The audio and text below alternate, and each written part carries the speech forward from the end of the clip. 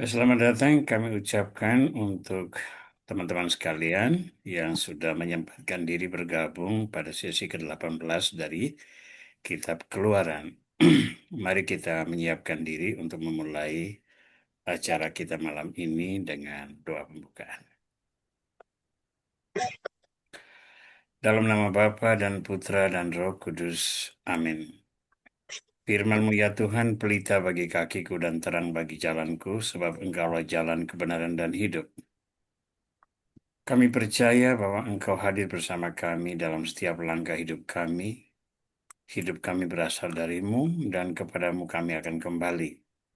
Namun selama perjalanan hidup di dunia ini, Engkau memberi kami tuntunan agar kami tidak tersesat menuju jalan kegelapan.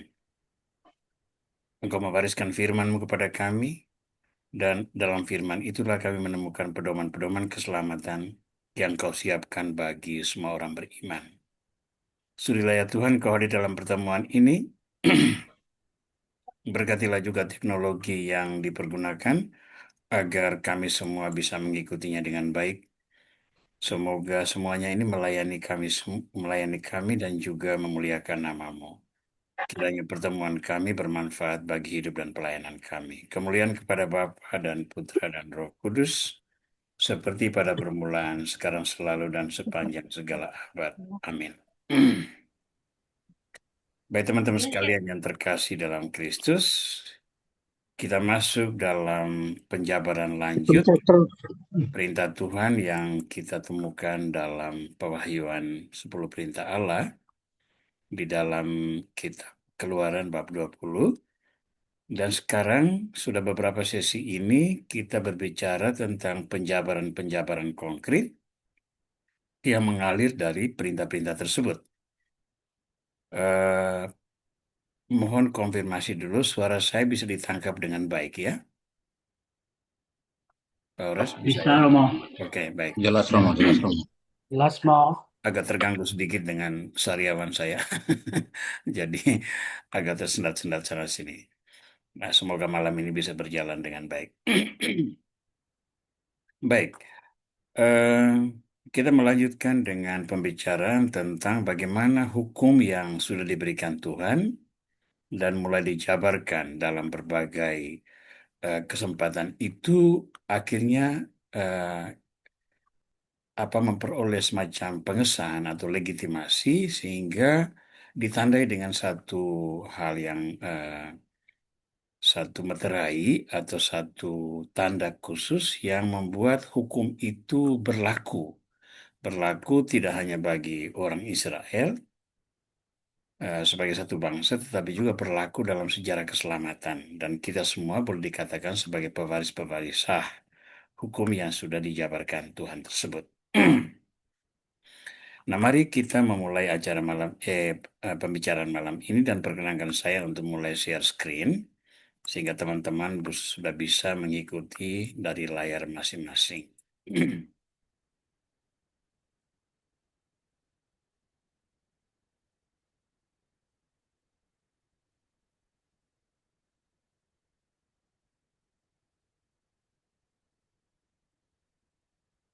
Baik, judul yang saya pilih malam ini adalah Pengukuhan Perjanjian Sinai.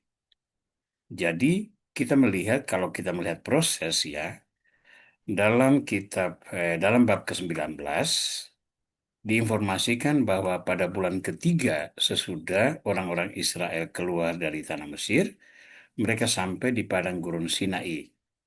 Lalu pada bab ke-20 kita mendengarkan bagaimana Tuhan mewahyukan diri dan memberikan perintah-perintah yang kita kenal sebagai Dekalog atau 10 perintah Tuhan. Ya. Lalu hukum itu kalau kita lihat secara teliti, maka itu merupakan inisiatif Tuhan.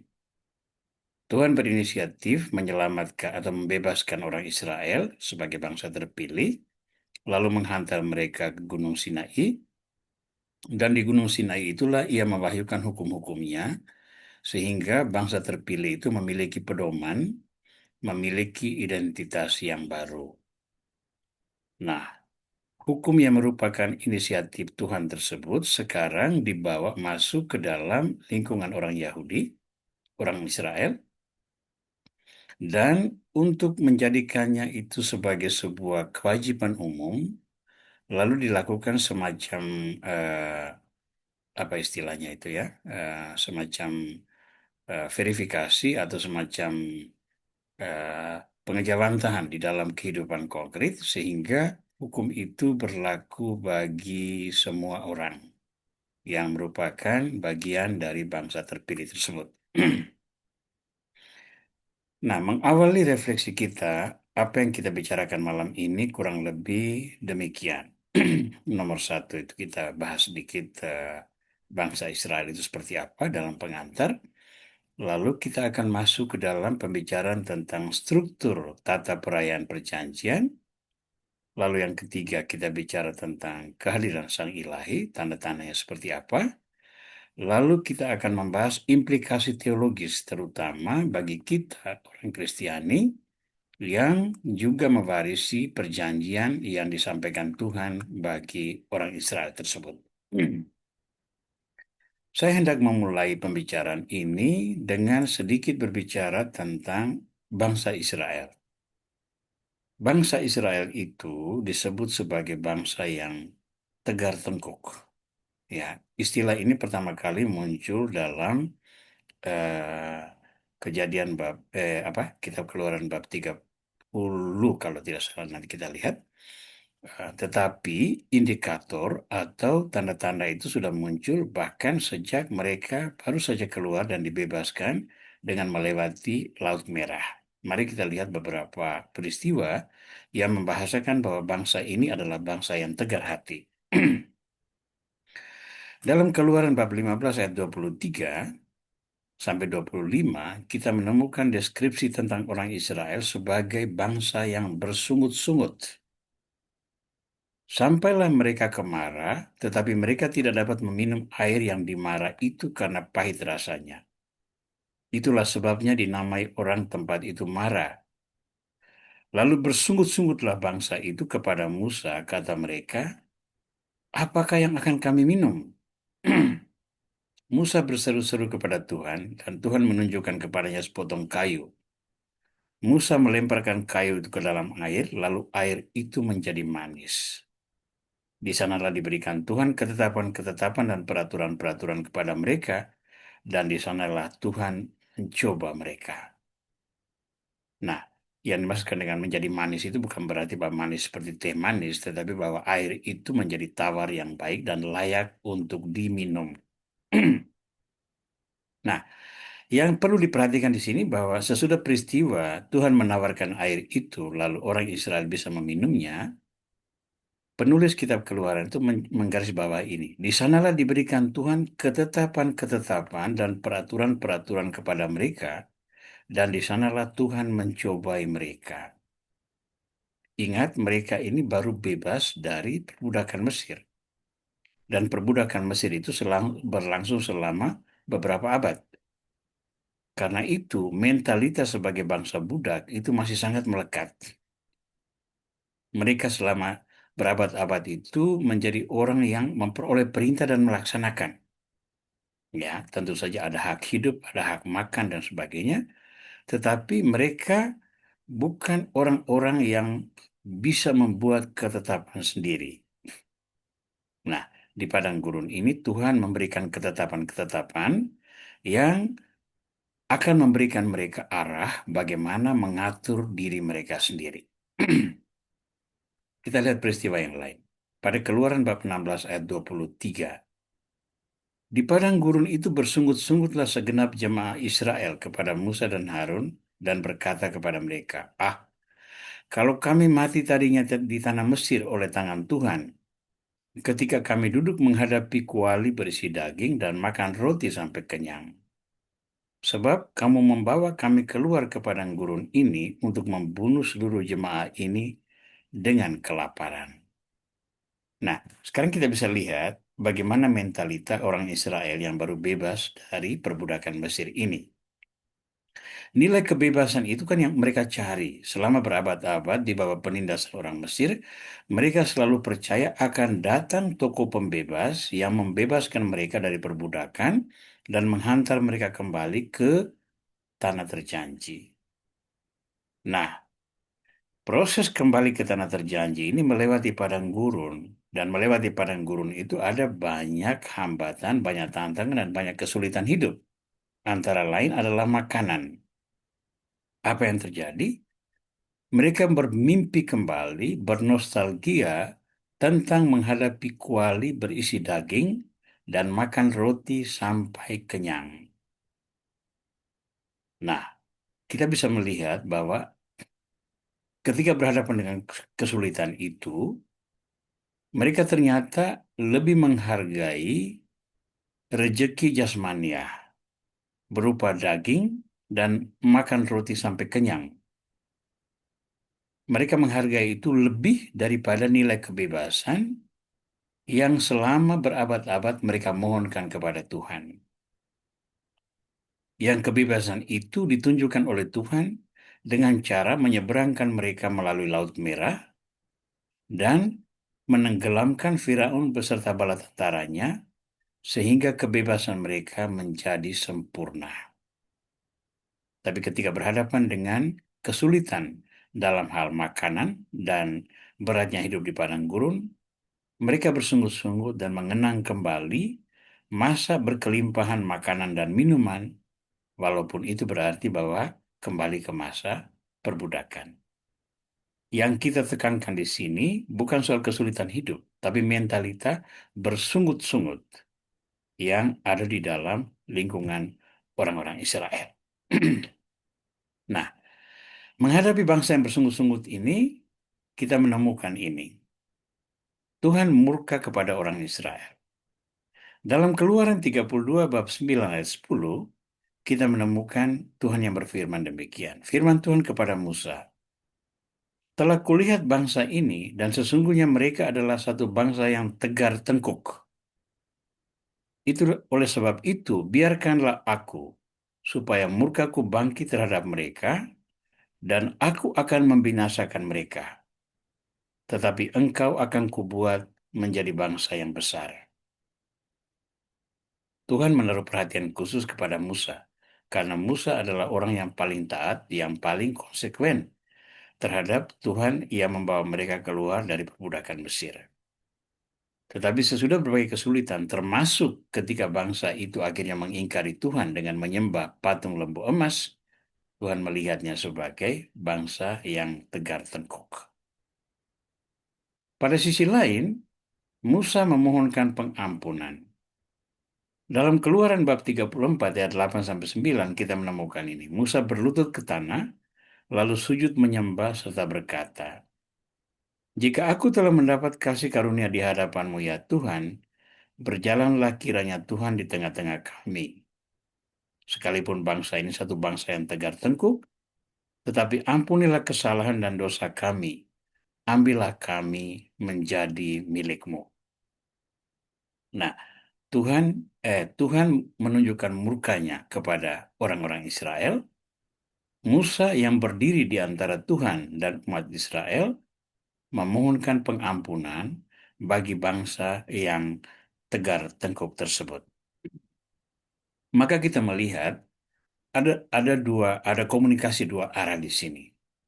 Tuhan mewahyukan kehendaknya kepada orang Israel melalui Musa, lalu Musa menyampaikan kepada Tuhan situasi real bangsa itu dan memohonkan agar Tuhan tetap bermurah hati, berbelas kasih, dan tetap melindungi bangsa itu, walaupun mereka melakukan banyak kesalahan di hadapan Tuhan. Nah, kita melihat bahwa hukum Tuhan tetap diturunkan bagi bangsa yang tegar tengkuk ini. Untuk tujuan apa? Menurut hemat saya, hukum tetap diturunkan bagi orang Israel karena itu sebagai tanda belas kasih Tuhan. Dengan adanya hukum, orang Israel memahami apa kehendak Tuhan dan juga mengalami bahwa Tuhan campur tangan dalam kehidupan mereka. Tuhan tidak meninggalkan mereka. Mereka memiliki pengetahuan tentang Tuhan yang berkarya melalui panggilan Abraham, melalui bapak-bapak bangsa, melalui perjalanan Yakub dan keturunannya dari tanah Kanaan ke Mesir, ya, semua itu mereka memiliki pengetahuan tentangnya. Dan sekarang ini, ketika mereka menjadi pengembara di padang gurun, Tuhan tetap hadir dan menunjukkan belas kasih-Nya. Antara lain dengan memberikan hukum-hukum ini, bahwa mereka memiliki pedoman untuk mengatur dirinya sendiri.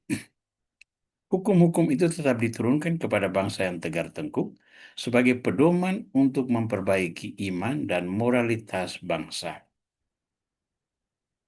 Walaupun semasa hidup di Israel, mereka memiliki iman yang khas dan tidak jatuh ke dalam pola penyembahan dewa-dewa seperti orang Mesir, pengaruh lingkungan hidup dan budaya Mesir tetap membawa mereka ke dalam uh, mentalita mereka. Ya, penyembahan patung lembu emas itu merupakan satu pengaruh langsung dari pola religiositas orang Mesir ke dalam bangsa Israel ini. Nah, atas situasi ini, Tuhan lalu memberikan hukum supaya pola iman dan moralitas yang demikian itu memiliki arah yang baru. Arah itu adalah wahyu yang sudah disampaikannya, antara lain kita baca di dalam kitab Keluaran bab 20. Nah, hukum itu juga diturunkan sebagai penyadaran adanya peluang yang hilang jika mereka tidak setia kepada Tuhan. Jadi kalau mereka setia kepada Tuhan, berkatnya ini, dan ini. Tapi konsekuensi lain adalah kalau mereka tidak setia pada Tuhan, maka berkat-berkat tersebut tidak diberikan kepada mereka. Nah, sekarang kita melihat bagaimana hukum itu diwahyukan. Kita malam ini refleksi kita berpusat pada kitab Keluaran bab 24 ayat 1 sampai 18. Ini ayat 1 sampai 18 ya. Saya langsung gantikan itu supaya kita jangan keliru ya.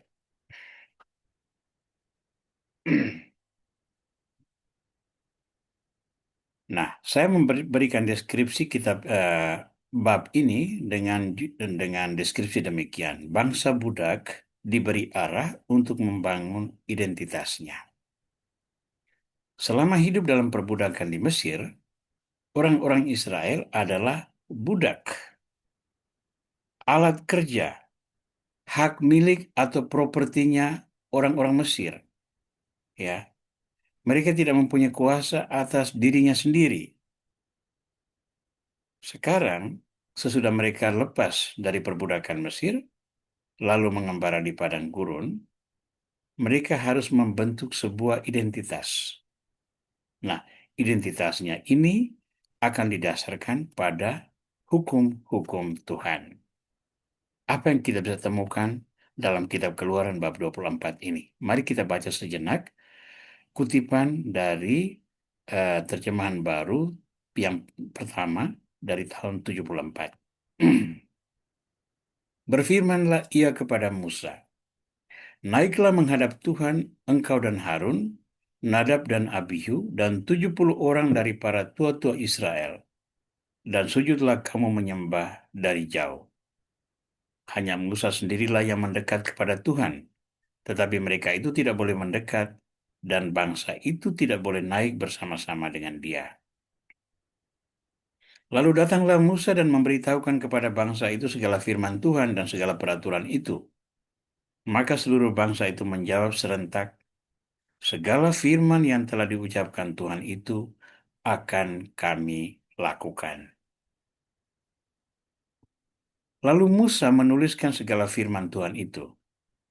Keesokan harinya pagi-pagi didirikannyalah mesbah di kaki gunung itu dengan 12 tugu sesuai dengan ke-12 suku Israel.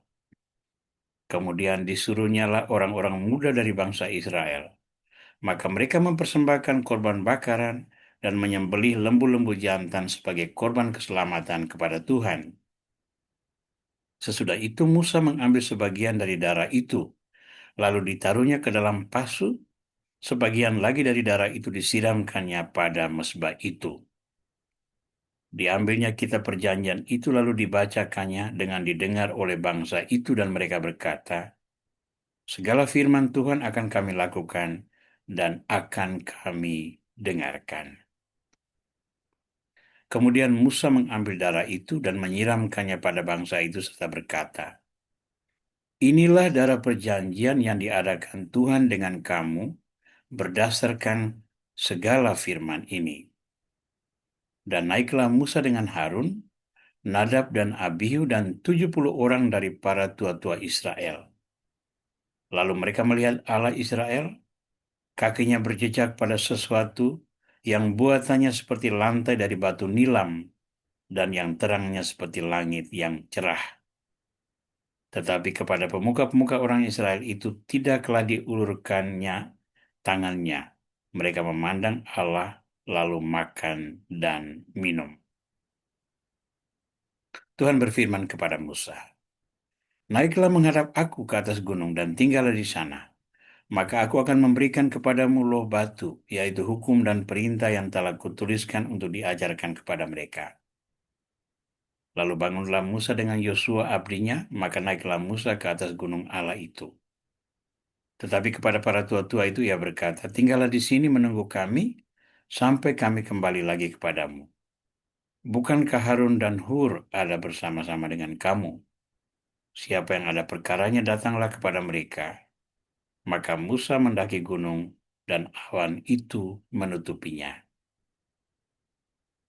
Kemudian Tuhan diam di atas gunung Sinai dan awan itu menutupinya 6 hari lamanya. Pada hari ketujuh dipanggilnya Musa dari tengah-tengah awan itu. Tampaknya kemuliaan Tuhan sebagai api yang menghanguskan di puncak gunung itu pada pemandangan orang Israel. Masuklah Musa ke tengah-tengah awan itu dengan mendaki gunung itu. Lalu tinggallah ia di atas gunung itu 40 hari dan 40 malam lamanya.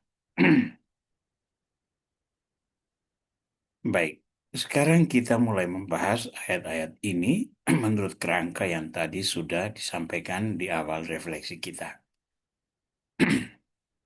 Kita mulai dengan topik pertama, yakni struktur dan tata perayaan perjanjian. Ada beberapa poin di sini. Yang pertama adalah undangan ilahi dan tanggapan orang Israel. Yang kedua ada kesepakatan perjanjian. Yang ketiga ada altar dan kurban. Yang keempat ada ritual darah. Dan yang kelima ada perjamuan ilahi. Kita mulai dengan yang pertama, yakni undangan ilahi dan persetujuan orang Israel.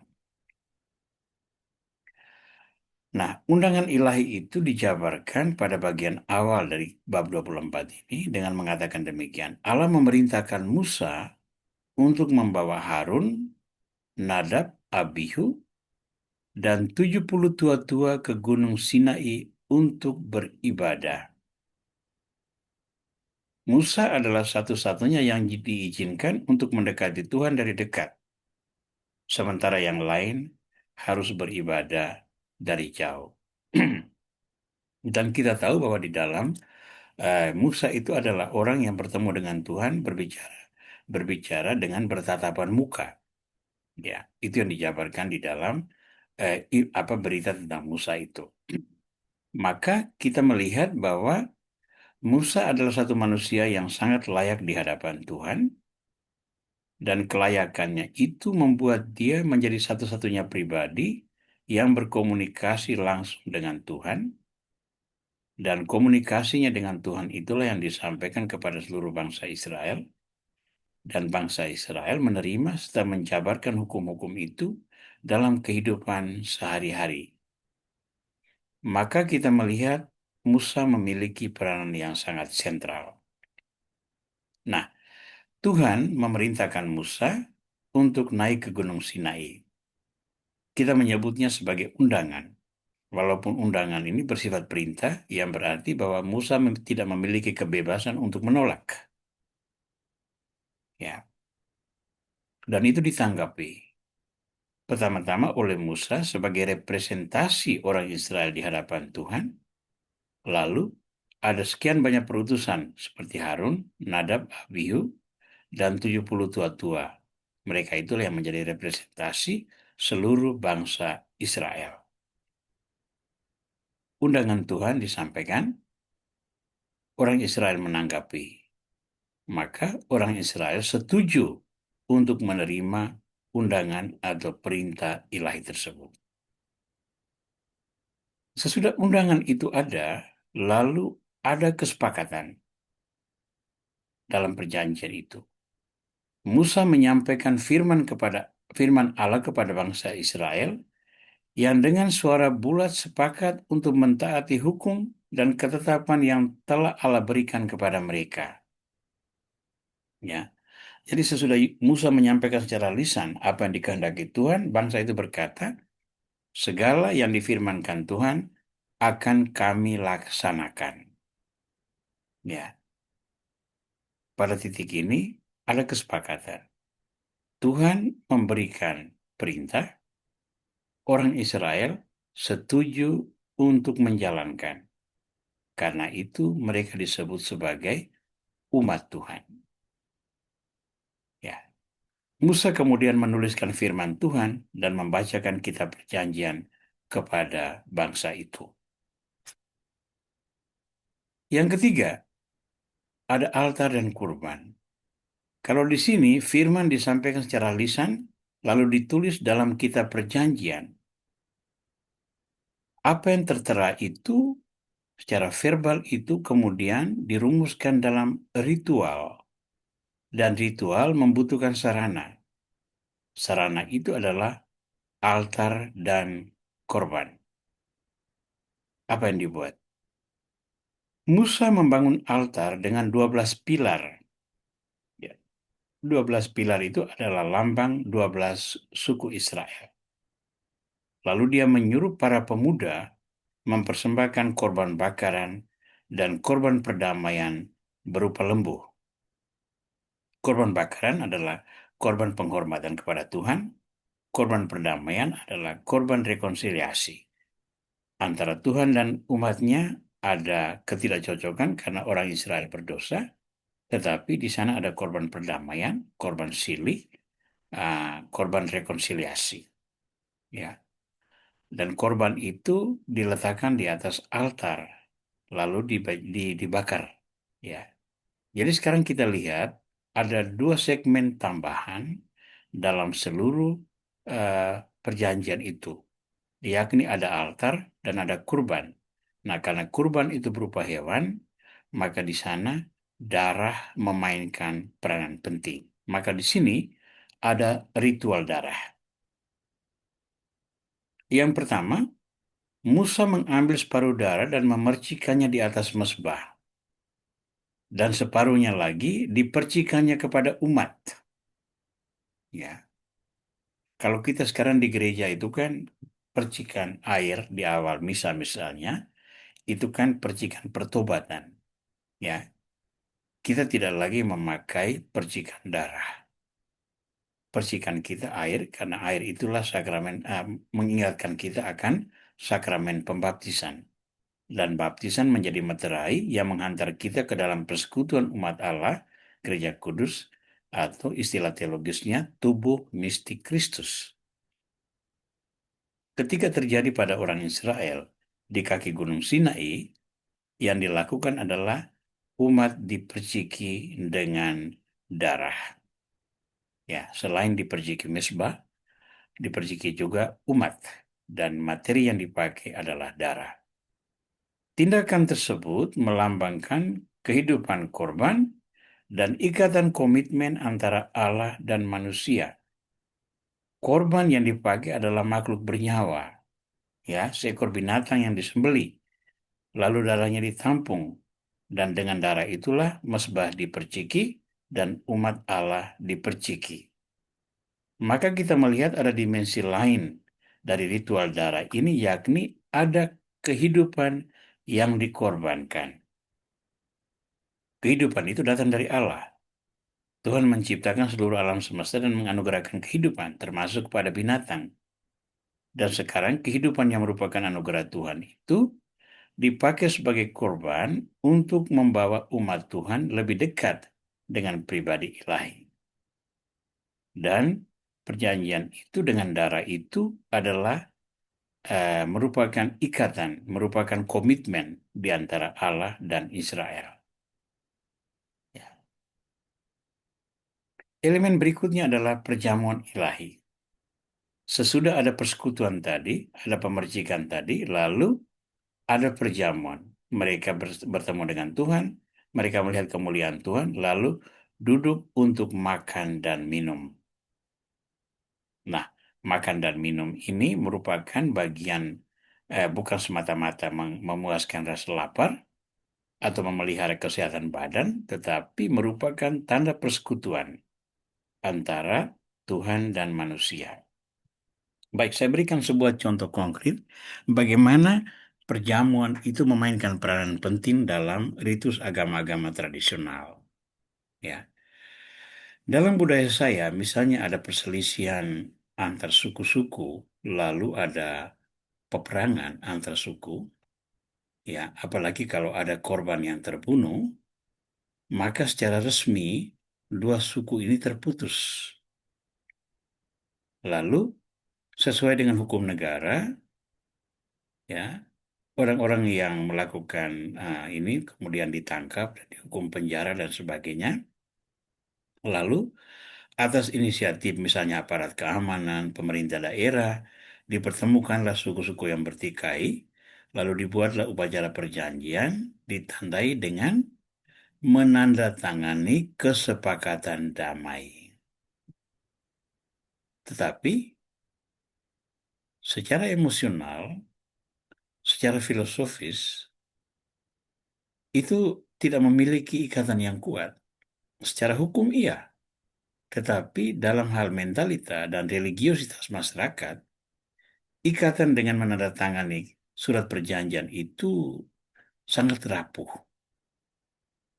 Ikatan yang kuat adalah ada ritual agama tradisional, lalu pihak-pihak yang bersengketa ini duduk makan bersama. Nah, makan bersama, apalagi makan dengan daging hewan yang merupakan korban, itu sangat mengikat. Sangat mengikat. Dan itu biasanya lebih dihargai ketimbang menandatangani surat perjanjian, katakanlah di kantor camat atau di kantor kepolisian dan sebagainya. Ya. Nah, saya melihat ini sebagai paralel dengan apa yang terjadi di orang Israel dalam agama mereka ketika perjanjian baru belum tiba. Ada ritual darah yang dilengkapi dengan upacara makan bersama. Nah, kita melihat 5 elemen ini ya. Undangan ilahi dan tanggapan orang Israel, kesepakatan perjanjian ketika orang Israel setuju untuk melakukan apa yang difirmankan Tuhan, lalu ada altar dan kurban, di mana altar itu didirikan yang menjadi representasi 12 suku Israel, dan ada kurban yang kehidupannya dikorbankan untuk rekonsiliasi dengan Tuhan. Ada ritual darah yang memeterai perjanjian masing-masing di mana mesbah diperciki dan umat diperciki. Lalu ada makan bersama yang merupakan legitimasi atas perjanjian antara Tuhan dengan umatnya. Sekarang kita melihat bagian kedua yang juga sangat penting, yakni kehadiran Allah di dalam pengukuhan perjanjian Sinai tersebut. Ada beberapa elemen yang penting yang kita lihat di dalam tanda kehadiran Allah tersebut. Yang pertama adalah orang-orang yang naik ke gunung itu melihat kemuliaan Tuhan. Lalu yang kedua ada perintah lanjutan khusus untuk Musa. Lalu di sana ada pendakian Musa seorang diri. Hanya disertai oleh Yosua, abdinya itu. Jadi ini juga merupakan proses training bagi Yosua yang di kemudian hari menjadi pelanjut kepemimpinan Musa.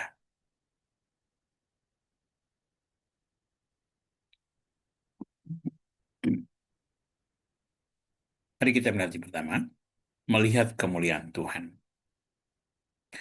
Musa, Harun, Nadab, Abihu, dan para tua-tua naik ke gunung dan menyaksikan keagungan Tuhan. Yang mereka lihat adalah kaki Tuhan berjejak di atas lantai seperti batu nilam dan terangnya seperti langit yang cerah. Nah, jadi orang-orang Israel yang menyertai Musa itu ada 70 tua-tua, ada Harun, ada Nadab, Nabihu. Mereka itu menyaksikan kemuliaan Tuhan, tetapi hanya Musa. Mereka hanya melihat jejak kaki Tuhan di atas lantai seperti batu nilam itu atau batu safir ya, dan terangnya seperti langit yang cerah. Walaupun demikian, mereka menyadari sepenuhnya bahwa kemuliaan Tuhan itu sudah mereka saksikan. Ya. Lalu yang kedua, Tuhan memerintahkan Musa naik ke awan di gunung, di mana dia akan memberinya loh batu. Itu Musa sendiri. Para tua-tua yang lain menunggu sampai Musa kembali. Dan ternyata Musa ada di atas gunung itu selama 40 hari. Coba bayangkan, selama 40 hari bangsa itu menanti. Maka kita bisa mengerti secara emosional mereka merasa kehilangan pegangan, lalu dibuatlah nanti itu patung lembu emas. Tapi itu kemudian, kita akan bahas kemudian. Kita tidak bicarakan malam ini. Ya. Nah, apa yang terjadi selama 40 hari? Itulah hukum Tuhan ditulis secara mendetail. Termasuk dua loh batu yang nanti akan pertama dua loh batu pertama itu dirusakkan oleh Musa karena orang Israel menyembah patung lembu emas. Lalu kemudian Tuhan memberikan lagi loh batu kedua, dan loh batu itulah yang kemudian diletakkan dalam tabut perjanjian. Tabut perjanjian yang selalu dipikul oleh orang-orang Levi yang menjadi sentral peribadatan orang-orang Israel selama masa pengembaraan di padang gurun dalam kemah suci, dan ketika kerajaan sudah settle dan Kanisa Yerusalem sudah dibangun, itu diletakkan di dalam ruang Maha Kudus, di dalam Kanisa Yerusalem. Nah, tapi pada awalnya itu diberikan Tuhan kepada Musa dalam masa 40 hari Musa bersama Tuhan di atas puncak Gunung Sinai. Nah, Tuhan kemudian memberikan perintah lanjut kepada Musa, yakni Musa bertemu seorang diri dengan Tuhan hanya ditemani oleh Yosua.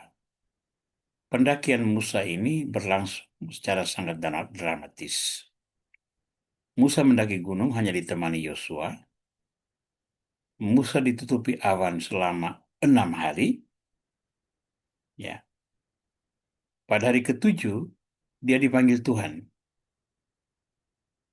dipanggil Tuhan. Lalu Tuhan menampakkan kemuliaannya seperti api yang menghanguskan puncak gunung. Nah, itu bisa dilihat oleh semua bangsa Israel. Dan Musa tinggal selama 40 hari, 40 malam dalam kemuliaan tersebut. Nah, secara pribadi saya berpikir demikian.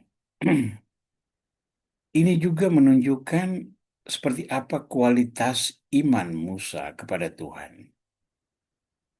Pada satu sisi, mungkin Tuhan juga melakukan tes terhadap Musa. Apakah engkau tetap setia? 6 hari tinggal ditutupi awan dan tidak ada tanda-tanda Tuhan berbicara kepada dia. Pada hari ketujuh, baru dia dipanggil Tuhan. Lalu Tuhan menampakkan kemuliaannya secara dahsyat, seperti api yang menghanguskan puncak gunung. Hanya orang-orang yang sungguh-sungguh beriman kepada Tuhan yang bisa dengan tenang menghadapi semua itu. Yang pertama, menghadapi kesunyian selama 6 hari ditutupi oleh awan. Dan yang kedua, menghadapi kedahsyatan seperti api yang menghanguskan puncak gunung. Dan itu dialami hanya oleh Musa.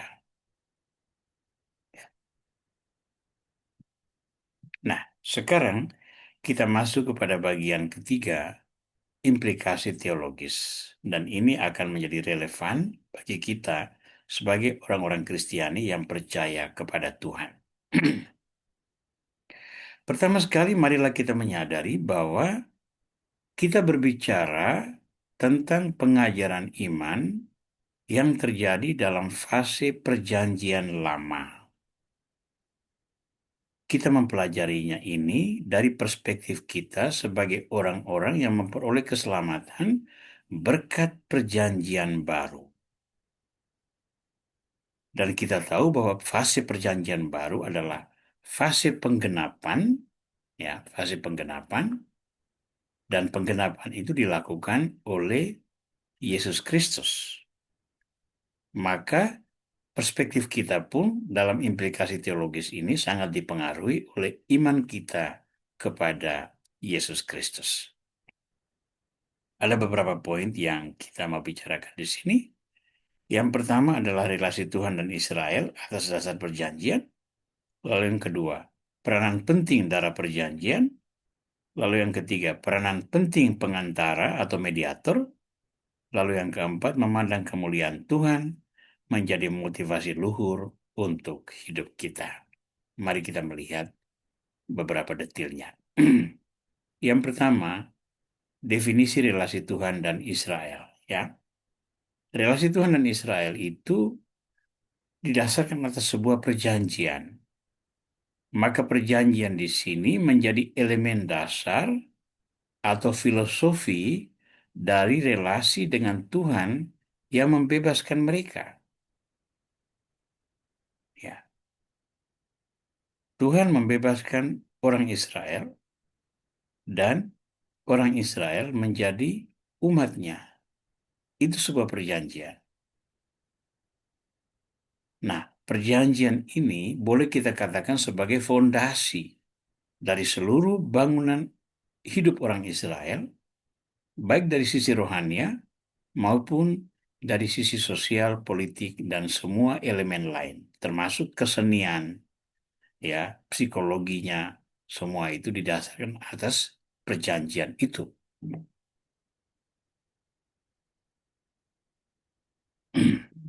Namun pada sisi lain, perjanjian ini menjadi identitas nasional dan hubungan mereka dengan Tuhan. Salah satu elemen penting di dalam perintah Tuhan itu adalah tidak boleh ada Allah lain di dalam kerohanian orang Israel. Itu perintah pertama. Tidak boleh ada patung-patung, ya. Maka kadang juga ada hari tertentu yang menjadi hari ibadat, ya. Kuduskanlah hari Tuhan.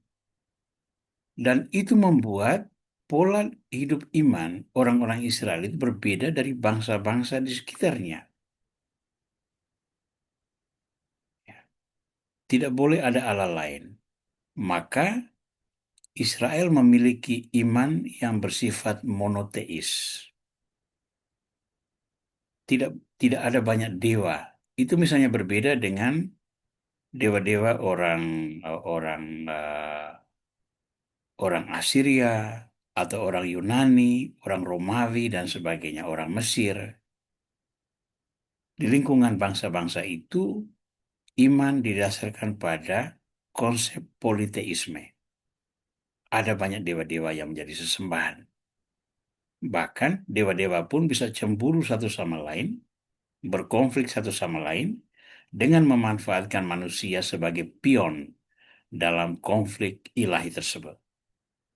Ini tidak berlaku di dalam identitas orang Israel. Karena iman didasarkan pada satu pribadi ilahi, dan satu pribadi ilahi ini tidak boleh diungkapkan dalam sebuah benda materia seperti patung dan sebagainya. Sehingga dalam ruang perjanjian, dalam ruang Maha Kudus di tabernakel dalam kemah pertemuan semasa di padang gurun, atau dalam Knisah Yerusalem, ruang itu adalah ruang yang kosong, hanya berisi peti perjanjian, tabut perjanjian, dengan patung dua kerubim atau dua malaikat, dan di atas patung itulah dipercaya sebagai takhta Yahweh. Jadi tidak ada patung dewa, tidak ada patung lembu emas, tidak ada patung dengan kepala yang aneh dan sebagainya. Yang di sana hanya ada firman Tuhan yang tertulis di atas loh batu dalam tabut perjanjian yang dilengkapi dengan 5 kitab yang ditulis oleh Musa.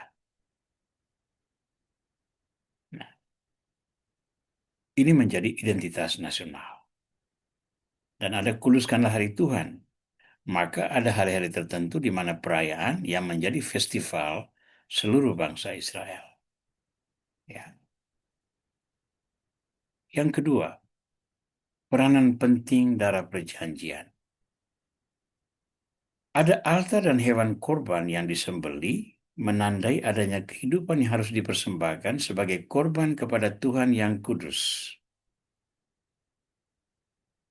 Nah, percikan darah melambangkan persatuan.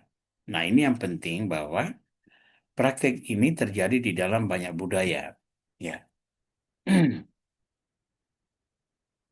Hanya dalam praktek orang-orang Yahudi, korban itu adalah korban hewan. Di lingkungan sekitar, misalnya di lingkungan orang Kanaan, ada orang yang menyembah dewa Molok misalnya, korban itu adalah antara lain anak mereka. Praktik ini tidak berlaku di dalam iman kepada Yahweh. Darah yang dikorbankan adalah darah hewan, walaupun hewan itu ada juga ketentuannya, misalnya hewan yang tidak boleh bercacat, domba berumur 1 tahun, atau lembu berwarna sekian, dan sebagainya.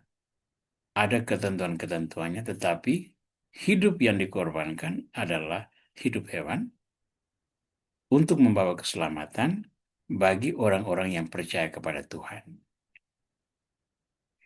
Bagi kita orang Kristiani, altar dan korban ini merujuk kepada Yesus Kristus sebagai darah perjanjian baru yang menjadi sumber keselamatan. Ya. Nah, ini juga akan uh, berlaku pada elemen dasar yang pertama tadi, misalnya iman kita itu kepada sesembahan kita Tuhan itu adalah pribadi yang transendental. Dan ini yang seringkali menjadi polemik di dalam lingkungan kita ketika orang-orang merujuk kepada patung-patung yang kita buat dan kita jadikan hiasan di dalam gereja. Yang orang lupakan adalah kita tidak pernah menyembah patung itu. Patung itu menjadi sebuah tanda yang mengingatkan akan Tuhan yang sudah berkarya bagi kita. Dengan kata lain, patung itu tetap benda mati yang kalau rusak memang layak juga untuk dibuang. Ya. Nah, di sini kita kembali tadi merujuk ke darah Kristus sebagai darah perjanjian baru yang menjadi sumber keselamatan. Jadi, di dalam perjanjian baru, darah itu juga berperanan sangat penting, tapi bukan darah hewan korban yang disembeli lalu dipercikan ke atas umat Allah, tapi darah Kristus yang sudah dikorbankan pada peristiwa salib yang mengalir, yang sudah membawa pembasuhan atas dosa-dosa manusia, sehingga manusia itu menjadi kudus, dan itu berlaku satu kali untuk selama-lamanya. Maka kenangan kita dalam kurban Kristus di atas altar dalam Ekaristi Kudus, kita memakai materi roti dan anggur yang oleh kuasa Kristus diubah menjadi tubuh dan darahnya yang disambut oleh kita. Penampilan tetap sama, roti dan anggur, tetapi hakikatnya berubah, yakni tubuh dan darah Kristus. Perubahan substansi inilah yang menjadikan kita memiliki darah perjanjian baru, yang tetap memberikan kekuatan pada kita untuk hidup sebagai orang Kristiani. Sekarang, yang ketiga penting adalah peranan penting pengantara. Kemuliaan Tuhan itu sangat dahsyat dan manusia berdosa tidak sanggup berdiri di hadapannya. Ya, ingat peristiwa panggilan Nabi Yesaya. Nabi Yesaya melihat Tuhan duduk mulia di atas takhtanya, dikelilingi oleh para malaikat yang memiliki 6 sayap, 2 sayap menutup kepala, 2 sayap menutup kaki, 2 sayap menutup untuk terbang. Lalu Yesaya berkata, celakalah dia, celakalah aku, karena aku melihat kemuliaan Tuhan. Manusia biasa tidak sanggup berdiri di hadapan Tuhan yang dahsyat. Tetapi Tuhan memilih dan membentuk orang khusus, dalam hal ini adalah Musa, untuk menjadi mediator. Hanya Musa yang berbicara dengan Tuhan dengan berhadapan muka. Nah, di sini peranan Musa menjadi penting karena ia dapat berdiri baik di depan Allah maupun di depan manusia. Sementara semua yang lain hanya bisa berdiri di depan manusia. Ya. Nah, dalam iman perjanjian baru, peranan mediator ini jatuh ke tangan Yesus Kristus. Kristus menjadi mediator antara Bapa dan manusia, yang menguduskan manusia bukan dengan darah korban, tetapi dengan darahnya sendiri. Nah, itulah sebabnya doa-doa kita itu selalu kita sampaikan begini. Dengan pengantaran Kristus, Tuhan kami.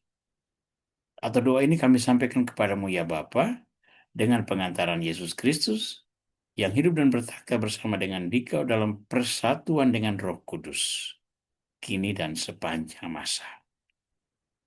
Ya, peranan Kristus sebagai mediator ini membuat dia disebut sebagai Musa baru.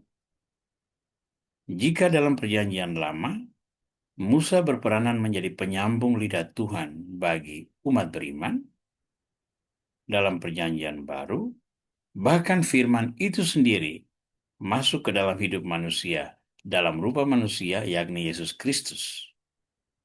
Dan dia yang menghantar doa-doa kita kepada Bapa. Di mana 2 atau 3 orang berimpun dalam namaku, aku berada di tengah mereka. Jika 2 atau 3 orang sepakat memohon sesuatu kepada Bapa dalam namaku, Bapa akan mengabulkan doa mereka. Jadi peranan Kristus sebagai mediator itu menjadi sangat sentral di dalam perjanjian baru sebagai penggenapan atas indikator serupa yang diberikan Tuhan di dalam perjanjian lama.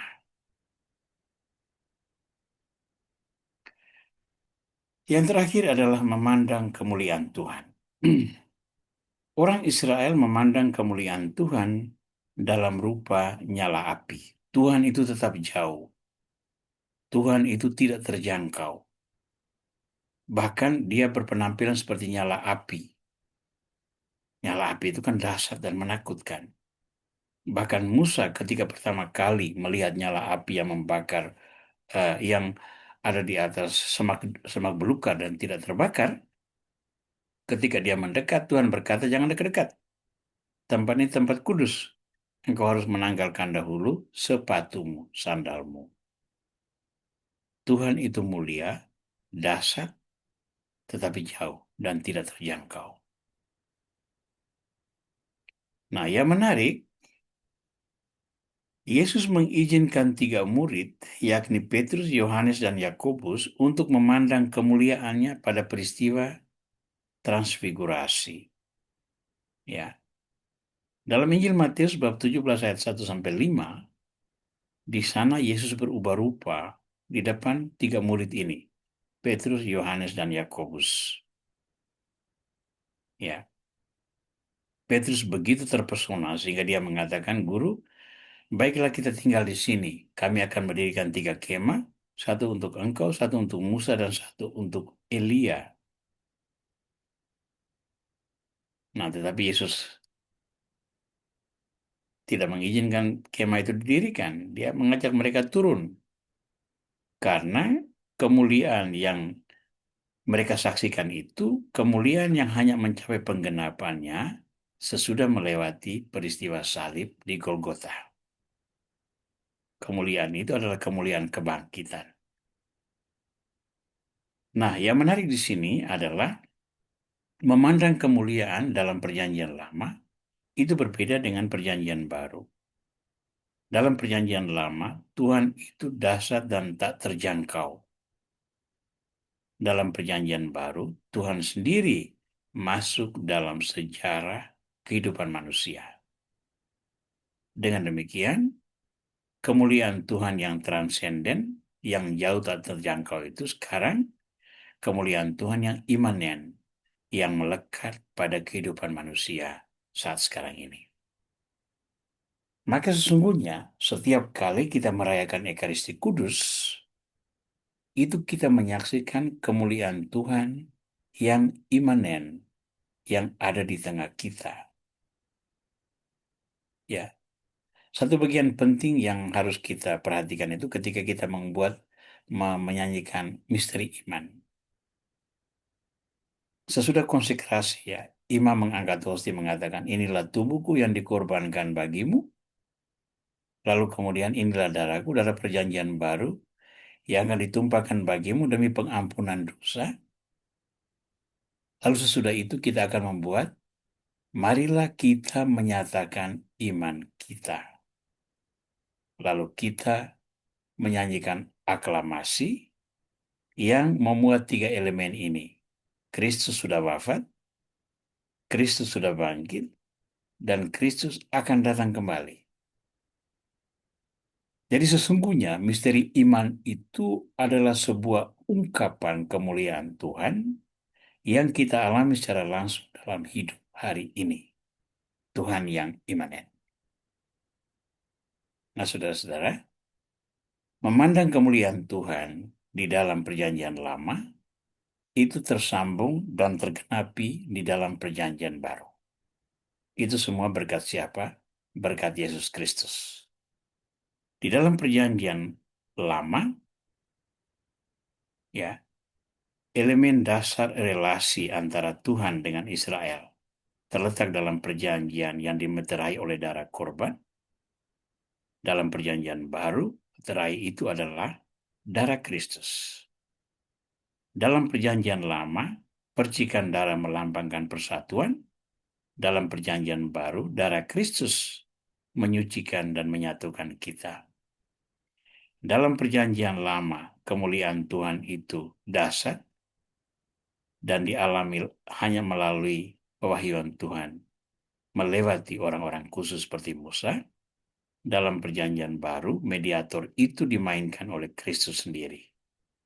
Firman yang menjadi manusia. Dalam perjanjian lama, orang memandang kemuliaan Tuhan dalam rupa yang dahsyat. Dalam perjanjian baru, kita memandang kemuliaan Tuhan langsung di antara kita sendiri. Maka seluruh proses perjanjian lama digenapi dalam perjanjian baru. Paradigma yang sama dalam perjanjian lama diperankan oleh rupa-rupa pihak seperti altar, seperti Musa sebagai mediator, seperti hewan korban yang disembeli yang darahnya dipercikan. Semua itu dalam perjanjian baru diperankan oleh satu persona saja, yakni Firman yang menjadi manusia, yakni Yesus Kristus. Itulah sebabnya mengapa iman kita sebut sebagai penggenapan seluruh sejarah keselamatan.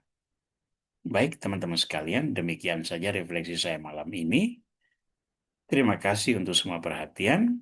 Tanggapan teman-teman dapat dialamatkan ke email saya ini atau WA yang tertera di layar masing-masing. Semoga refleksi saya malam ini bisa mendorong teman-teman sekalian untuk semakin tekun mendalami kitab Keluaran secara pribadi dan juga men-sharingkannya dengan teman-teman yang lain agar itu bisa menjadi kecintaan bersama bagi firman ilahi yang telah diberikan kepada kita.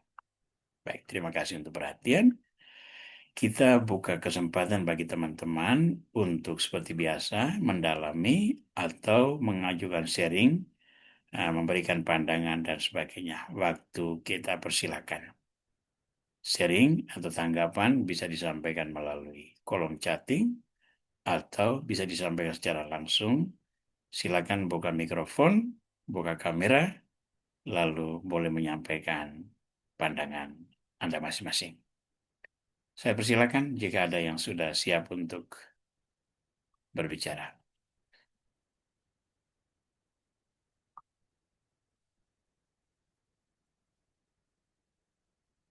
Oke, kelihatannya tidak ada. Baik, tadi ada satu dua orang yang sudah mengirimkan pertanyaan melalui WA. Baik, pada zaman Musa mempersembahkan kurban bakaran dan menyembelih lembu-lembu sebagai kurban keselamatan kepada Tuhan. Pada zaman sekarang, kurban keselamatan kepada Tuhan itu diganti dengan apa? Darah lembu diganti dengan apa sebagai perjanjian Tuhan dengan kita? Nah, itu sebetulnya sudah saya jawab tadi dalam penjelasan bahwa semuanya itu terpusat pada satu persona, yakni Yesus Kristus. Yesus Kristus itu berperanan sekaligus sebagai altar, sebagai imam, altar, dan korban. Kalau itu di dalam perjanjian lama, dimainkan oleh orang yang berbeda-beda. Ada imam, yakni dari keturunan Harun, lalu ada altar yang memang didirikan, lalu ada korban, yakni hewan korban. Nah, tiga hal ini di dalam perjanjian lama, perjanjian baru terletak dalam satu tangan, yakni Yesus Kristus sendiri. Nah, sekarang pertanyaannya, bagaimana dengan ekaristi yang kita persembahkan setiap hari di atas altar di gereja? Nah, sekali lagi, di sana ada imam, ada altar, dan ada materi roti dan anggur, tetapi semua itu sesungguhnya merujuk kepada tetap pada satu persona, yakni Yesus Kristus. Altar itu adalah salib Kristus, ya. Jadi ketika kita imam maju ke dalam perayaan Ekaristi, itu dia mulai dengan menghormati altar. Ya, itu bukan menghormati meja altar itu, ya, kayu atau batu yang menjadi materi dari altar itu sama sekali tidak. Yang dihormati adalah salib Kristus, yang merupakan altar korban perjanjian baru, ya. Dan imam yang mempersembahkan Ekaristi itu dia adalah apa yang disebut sebagai alter Kristus, persona yang bertindak untuk dan atas nama Kristus. Jadi walaupun yang berdiri di altar itu Roma Aurel, ya, tetap yang merayakan korban itu adalah sesungguhnya Kristus sendiri. Saya hanyalah instrumen yang dipakai Kristus untuk merayakan korban bersama umatnya. Begitu juga materi korban dalam rupa roti dan anggur, sesudah konsekrasi, itu adalah tubuh dan darah Kristus. Maka yang diterima umat yang menjadi peneguh dia adalah tubuh Kristus itu, darah Kristus itu. Begitu juga sakramen-sakramen yang menjadi meterai kehidupan orang Kristiani, semuanya menjadi tanda kehadiran Kristus di tengah kita.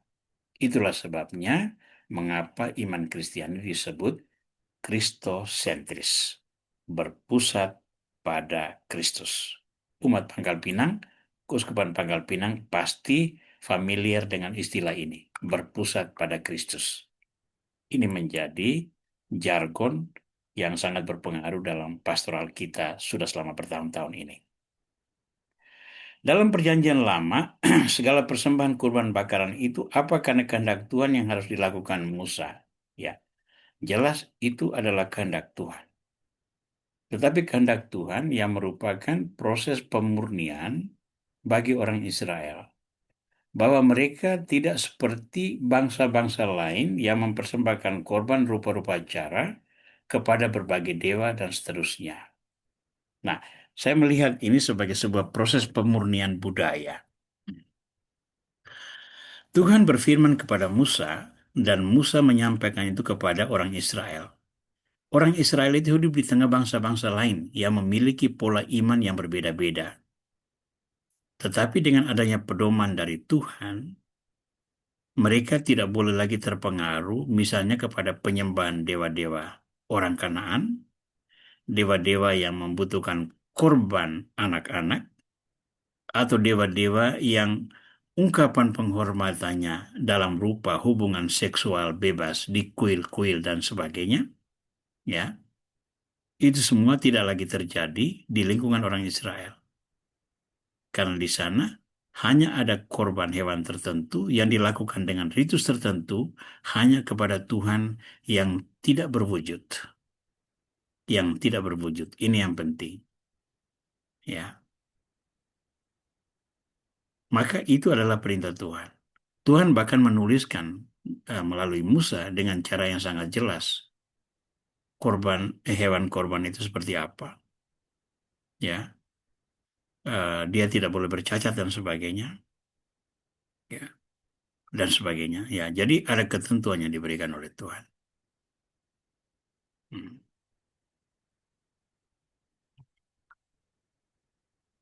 Ada pertanyaan berikut datang dari Pak Agus ya, Pak Rafael Agus. Apa makna Gunung Sinai? Mengapa dijadikan tempat untuk mengikat perjanjian dan ketetapan hukum Allah melalui Musa? Nah, Gunung Sinai itu kan gunung pilihan Tuhan, bukan pilihan Musa. Ya, kebetulan aja Tuhan memilih gunung. Gunung dalam budaya setempat itu merupakan simbol, bermakna sangat simbolik. Ya, dari struktur geografis, gunung itu lebih tinggi dan ketinggian itu menjangkau langit, maka dalam psikologi orang, Tuhan yang tinggi, yang dia sendiri direpresentasi dalam apa ya, berdiam di langit, maka gunung itu menjadi tanda yang paling dekat ke langit. Itu refleksi fisiknya. Tetapi itu kan bukan mencerminkan hakikat ilahi yang sebenarnya. Tuhan itu kan bisa ada di mana-mana. Tetapi Tuhan memakai juga pola budaya dan mentalita manusia yang menghayati budaya tersebut. Maka Sinai itu bukan pilihan Musa, itu Sinai itu pilihan Tuhan. Jangan lupa ketika Musa dalam pelariannya mengembara menjadi gembala domba Yitro mertuanya itu dia bertemu Tuhan di Gunung Horeb itu. Ya. Dan itu adalah gunung Tuhan. Dan Musa mengantar orang Israel ke gunung Tuhan itu. Ya, jadi mengapa demikian? Ya, itu karena kehendak ilahi sendiri. Pertanyaan dari Pak Frans Lim. Ekaristi yang kita rayakan apa kombinasi antara perjanjian lama dan perjanjian baru? Karena ritualnya lebih mengikuti arah perjanjian lama dan doa-doa yang diucapkan lebih banyak memakai perjanjian baru. Ya. Oke, polanya itu kan seperti yang saya katakan tadi, iman Kristiani itu adalah iman penggenapan. Iman penggenapan dari perjanjian lama. Dalam perjanjian lama itu adalah seluruh proses penantian. Tuhan memberikan janji. Abraham percaya. Karena itu Abraham menjadi bapak bagi bangsa yang percaya kepada Tuhan. Abraham, Ishak dan Yakub hidup dalam kepercayaan akan pemenuhan janji keselamatan itu. Begitu juga orang Israel. Begitu juga para nabi diutus untuk mengingatkan Israel bahwa ada perjanjian yang harus ditaati. Bahwa mereka harus setia pada Yahweh, karena sekali waktu Yahweh akan mengirimkan Sang Mesias. Hanya persoalannya, ketika Mesias itu datang, Yesus Kristus, itu tidak sesuai dengan harapan mereka. Harapan mereka itu kan Mesias yang datang dan memulihkan kejayaan seperti kerajaan Daud yang berkuasa, yang kuat dengan pasukan perang dan sebagainya. Sementara Yesus datang dengan mengendarai keledai. Itu citra Mesias yang sama sekali di luar konsep orang Israel. Padahal Yesus sendiri mengatakan bahwa ia datang untuk segala bangsa.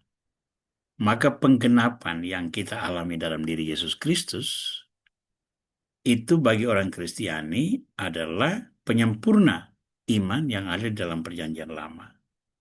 Maka orang-orang Israel, orang-orang Yahudi yang sampai hari ini belum menerima Yesus Kristus, masih tetap dalam iman pengharapan. Ya, sementara kita umat Kristiani sudah masuk dalam periode iman penggenapan. Maka di sana juga ada refleksi, ada kesinambungan ya Pak Frans ya. Ekaristi itu ada kesinambungan dari korban perjanjian lama, tapi dilakukan secara baru. Karena itu, kita tidak lagi menyembelih hewan korban di dalam gereja, menumpahkan darahnya dan memeteraikan dan sebagainya. Ya, jadi saya pernah melihat ada satu persekutuan doa yang mencoba membuat semacam imitasi dari korban Paskah Yahudi, ya, makan roti persis seperti ritus Yahudi. Hati-hati dengan itu, karena ritus itu ada di dalam orang lingkungan Yahudi yang menyelenggarakan Paskah dengan makna yang berbeda. Ya, perayaan-perayaan itu untuk kita sudah disempurnakan sepenuhnya di dalam Ekaristi Kudus. Jadi jangan kembali melangkah ke belakang, menggantikan Ekaristi yang merupakan puncak dari seluruh rangkaian perayaan iman di dalam Gereja Kudus. Ya, hati-hati dengan segala macam anjuran perayaan-perayaan yang bisa membingungkan seperti itu.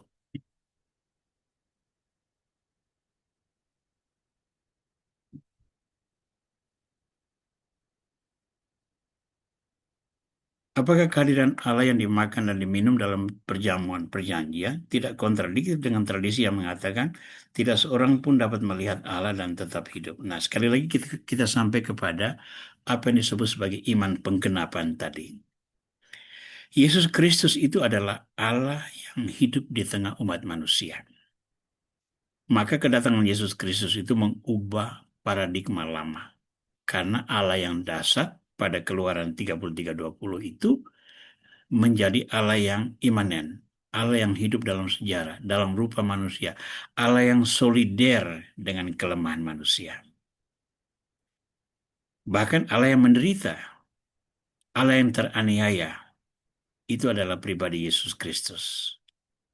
Nah, pengalaman perjanjian lama ini kan mengubah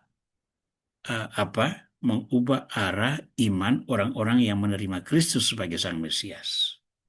Maka menerima, menyambut tubuh Kristus, menyambut darah Kristus dalam komunio kudus, itu jelas saya malah melihat sebagai sebuah rahmat karunia besar dari Tuhan yang memang memutuskan untuk hidup di tengah umatnya. Ya, jadi sakramen itu kan merupakan kelanjutan dari kehadiran Kristus secara fisik yang sudah berakhir ketika dia wafat di salib. Tetapi sakramen-sakramen yang disimbolkan oleh penumpahan darah Yesus di kayu salib itu dalam pujian Paskah itu kita menyebutnya sebagai apa ini? Darah yang tertumpah itu adalah uh, tanda sakramen-sakramen yang menguduskan umat manusia. Maka menerima, menyambut tubuh Kristus adalah kelanjutan kehadiran Tuhan yang imanen, yang permanen di tengah umat manusia, dan itu memang tidak bertentangan dengan apa yang dikatakan di dalam kitab Keluaran itu. Tidak seorang pun dapat melihat Allah dan tetap hidup. Ya, ketika orang Israel dibentuk identitasnya, itu memang terjadi demikian untuk membedakan mereka dari pola religiositas yang berpijak pada tradisi keimanan yang bergantung pada banyak dewa. Iman itu dimurnikan, diarahkan kepada satu persona, tetapi ketika penggenapan itu ada dan Tuhan masuk ke dalam sejarah melalui Yesus Kristus, pola iman itu berubah karena Tuhan sendiri memutuskan untuk masuk ke dalam kehidupan manusia. Kalau Tuhan Perjanjian Lama mengatakan bahwa setiap orang yang memandang Tuhan itu tidak bisa tetap hidup, dalam Perjanjian Baru, Tuhan yang sama itu mengubah tata cara pewahyuannya. Nah, dalam hal itu kita tidak bisa lain selain daripada mengamini apa yang ditetapkan oleh Tuhan. Ya. Kalau besok-besok, kalau kita katakan saja, besok-besok Tuhan mau dengan cara yang berbeda menyampaikan dirinya, ya kita tidak bisa lain selain menuruti apa yang kehendak Tuhan itu. Tapi saya tidak percaya itu akan terjadi karena Tuhan sudah mengatakan bahwa kedatangan Yesus yang kedua kali itulah yang akan membawa kita ke dalam keselamatan kekal sesudah kematian kita masing-masing. Jadi Yesus sendiri mengatakan bahwa seperti mereka melihat dia naik ke surga, dengan cara itulah dia akan datang kembali ke dunia. Maka harapan kita satu-satunya adalah mengalami kedatangan Kristus yang kedua kali, seperti para rasul menyaksikan dia naik ke surga. Saya percaya itu pasti dahsyat luar biasa ya. Kalau kita ada lalu melihat Yesus turun dari langit untuk mengadili kita semua. Itu pasti pengalaman yang sangat dahsyat. Mungkin juga menakutkan, tapi juga pasti sangat menggembirakan bagi semua orang yang percaya. Karena kita katakan, akhirnya saya bisa melihat Yesus yang saya imani sepanjang hidup ini. Ya, kurang lebih seperti itu untuk refleksi malam ini, teman-teman sekalian. Mungkin masih ada yang mau bertanya, saya berikan satu dua kesempatan lagi.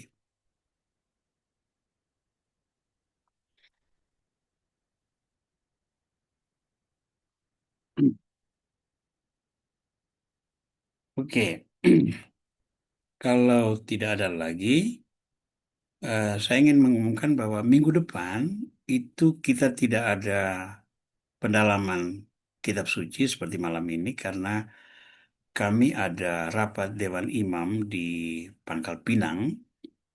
Jadi waktu eh, bertabrakan dengan program tersebut. Jadi minggu depan kita vakum, kita akan lanjutkan kembali program kita tanggal paling cepat itu tanggal 9 September. Ya, tanggal 9 September.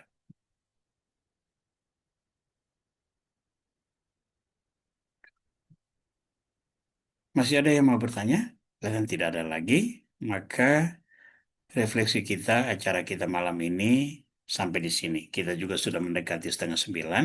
Kita usahakan selalu pada frame 1,5 jam. Maka semoga pendalaman kita malam ini tetap menjadi pendorong bagi teman-teman sekalian untuk terus secara mandiri, studi, dan menseringkan atau mendorong teman-teman lain untuk turut serta di dalam pembelajaran kitab suci ini. Materi akan dikirimkan seperti biasa sesudah ini, boleh dimanfaatkan untuk katekese di lingkungan masing-masing atau dibagikan kepada orang-orang lain yang menurut Anda penting untuk dibagikan. Baik, saya mengucapkan terima kasih untuk semua perhatian, semua kesabaran dan kerelaan untuk berbagi bersama saya dalam proses malam ini. Kita akan bertemu kembali sesudah pengumuman disampaikan. Semoga Tuhan senantiasa memberkati dan melindungi kita. Mari kita tutup dengan berdoa bersama. Dalam nama Bapa dan Putra dan Roh Kudus. Amin. Terima kasih Tuhan atas kasih dan penyertaan-Mu, bimbingan dan perlindungan-Mu.